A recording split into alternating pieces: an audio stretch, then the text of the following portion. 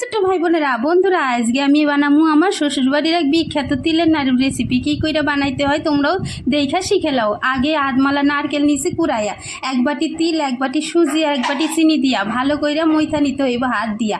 মাইখা নিয়া জল ছাড়া পর্যন্ত মাখতে হইব চটকাইয়া চটকাইয়া। ওই বাটিরই 3 বাটি ময়দা নিতে হইব, আর একটু 1 চিমটা লবণ দিতে হবে যেহেতু মিষ্টি খাবার, আর একটুখানি মুড়ি গুঁড়া দিয়া ভালো কইরা এভাবে মিশায় রেখে দিতে হবে 1 ঘন্টা থেকে 1.5 ঘন্টা রেখে দিয়া আবার নিয়ে আসলাম।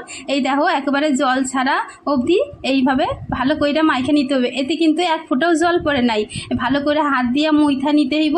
নিয়া এইভাবে ছোট ছোট করে লেচি কাইটা নাড়ুর আকারে গইরা হালকা হালকা তেল গরম কইরা ওর মধ্যে ছাইটা লাল লাল করে বাইজা তুলে নিলেই হয়ে গেল আমার শ্বশুরবাড়ির স্টাইলে তিলের নাড়ু। এইভাবে বানায়া খায়ও, পরিবারের লোকজনরে খাওয়াইও। আমিও একটা খাইয়া তোমাকে দেখাই দিতেছি কি সুন্দর মিষ্টি মিষ্টি তিলের নাড়ু, আর হালকা নরম, কত সুন্দর ভালো লাগে।